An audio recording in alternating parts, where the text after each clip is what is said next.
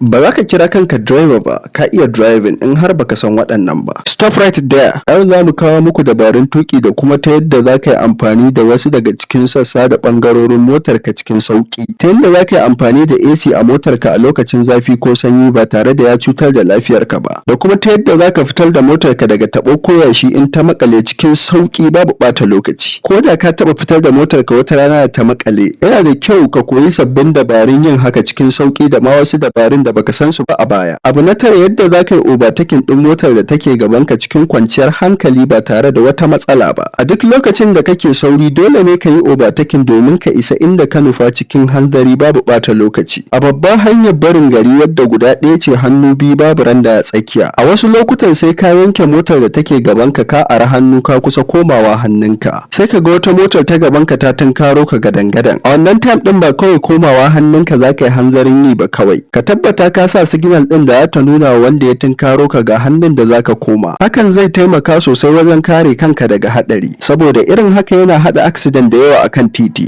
Duk motocin su taho hannu ɗaya su haɗu ta gaba da gaba a ƙoƙarin kaucewa juna. Irin haka in ta ƙure har gwanda ka juya hannunka akan kayo gefen titi. Abu na takwas, ka dinga kula da wifar motarka a koda yaushe. Yin hakan yana da amfani sosai. Idan ka ga wifar motarka ba ta aiki yadda ya kamata, ba ta goge gilas yadda ake so, kana tsallake wani wajen ta goge wani wajen, irin hakan yana faruwa sosai. Da alama ta fara tsufa ne, ta gaji. A jikin wiper akwai wata roba, in ta fara tsufa za ta bankare ta yi kwana. Saboda haka sai ta rika goge gilas tana tsallake wani wajen. Wani guri an goge, wani gurin ba a goge ba. To kafin ka canja wiper gaba ɗaya za ka iya ƙoƙarin bankara ta koma yadda take da hannunka. Kana yi musu haka za su tashi ci gaba da yi maka aiki ba sai ka rika canja wiper ba a koda yaushe. Sannan barin ƙura ko datti akan gilas yana kashe wiper. Lokaci zuwa lokaci ka rika goge gilas ɗinka da wiper motarka, amma ka tabbata ba datti a jikin robar jikin wiper. Yin hakan yana taimakawa gilas. A lokacin tsananin sanyi ka rika raba wiper motarka da gilas ɗin motarka. Saboda sanyi in ya daki wiper yana sa ta makale ta dankare a jikin gilas ɗin mota, ko ta daskare ta rika kartar gilas ɗin mota a hankali. Zaka iya sa takarda a tsakanin gilas ɗin motarka da wiper motarka, dan in ka tashe ta tsaye yara ne za su yi maka aika. Wataran in zaka iya cire robar jikin wiper da daddare, daga baya da safe sai ka maida. Ni ma haka nake yi. Finally, kada ka kuskura ka goge gilas da wiper ba tare da ka sa ruwa ba, saboda wiper an yi ta ne kawai ta goge gilas mai lema. So kafin ka goge gilas da wiper ka fara fesa ruwa da farko. Abu na bakwai, ka yi amfani da AC motarka cikin hikima a lokacin zafi, musamman a lokacin da ake tsananin zafi. Sai ka shiga motarka wadda ka faka ta jima a rana sosai. Da ka kunna ta, abu na farko da kake yi shine kunna AC at max. To ka daina, saboda a lokacin da ka ajiye ta AC ya tara ƙura da dust, su zai fara feso maka in ka kunna ta, kuma za su iya cutar da kai in kana shakar su yau da gobe. Inda za ka yi in ka tashi motar ka buɗe gilas ɗin windunan ƙofar motar ka na gaba da na baya. Sai ka kunna AC motar at max. Tsaya fresh air ta shiga motar kafin ka tafi at least 30 seconds. Ko ka san AC mota ta fi tsafta lokacin da kake tafiya ka kunna? Ba kawai kana kunna mota ka kunna ba, saboda compressor ya fi gudu yayin da kake tafiya. Sai ka ɗaga windon motar ka lafiya lau alaji, sai tahiya. Duba airflow ɗin motar ka akai-akai, kada ka daɗe baka duba ba. Ƙurar da yake tarawa, saboda in ƙura tana taruwa, iskar da AC take bayarwa za ta rika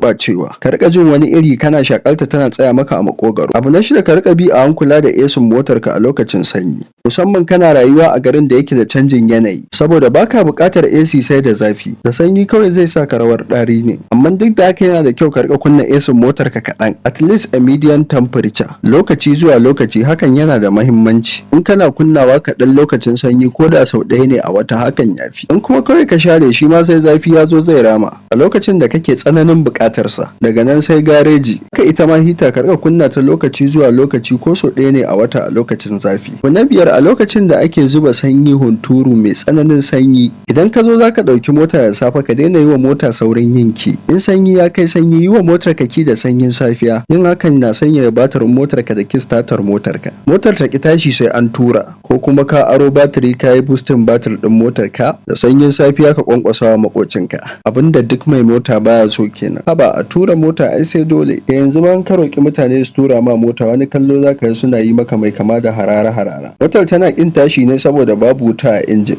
kuma batirin motar ba caji a lokacin shi ma yayi sanyi. In ka mata ki zaka takure batirin da kistatar motar. Yin haka kuma zai kashe maka batir ko kistata wataran. Don gudun haka duk lokacin ka zo zaka ɗauki motar ka da safe, so kafin ka yi wa motar ka ki ka fara da kunna fitilar gaba headlight, full light for 3 seconds to 5 seconds. Yin hakan zai taimaka wa motar ka da tashi ba tare da wata matsala ba a lokacin sanyi cikin sauki. Na hudu, ta yadda zaka fita da motar ka daga cikin tabo ko yashi in tsautsayi ya kai motar ka ta makale a ciki. Ko da ka makale a cikin tabo ko yashi kada ka tashi hankalinka. Akwai hanyoyi da yawa da zaka iya fita cikin sauki. Da yadda zaka fita cikin sauki babu bata lokaci. Farko abin da zaka yi ka rika juya stiyarin motar ka a hankali hagu da dama. Sannan ka rika gaba kana baya kada ya wuce so 8. Kada kuma motar ta samu wata matsala. In kai wannan baka fita ba daga cikin taban ko yashin, sai ka fito daga motar ka rage iskar tayar motar zuwa rabi. Zuwa rabin gejin iskar tayar motar ka. Sai ka dan yi rami a tsakanin tayar gaba da ta baya bangaren dama. Sai ka sa jack a ramin da kai ka daga motar taka sama kaɗan. Sai ka samo katako falanki ka sa ƙasan tayoyi guda biyun da ka daga. Zarar kaya haka zaka fita daga kowane irin tabo ko yashi da motar ka ta makale a ciki. Da zarar ka fita lafiya ka tuna da jack ɗinka kar kai gaba ka manta shi anan. Akwai baban bola a kusa, kuma ka ƙara iskar motar ka da ka rage ka tafi a hankali. Na uku, ka mai da hankali akan kafar motar da ta yi fesin ɗinka. Idan kana tafiya a hanyar fita gari hannu ɗaya ce mostly, ga motoci suna wucewa ta ɗaya hannun, ka mai da hankali ka kula da tayar motar da take tunkaro ka. Da zarar ka ga tayar motar direban tana yiwa kanka, kar ka jira sai yayi maka indicating signal. Ka san yadda za ka yi ku rabu lafiya, don wani direban ma bacci yake bai ma san yayo kanka ba. Irin haka yana haddasa haɗarurruka da yawa, so a wasu lokutan ba signal bace tafi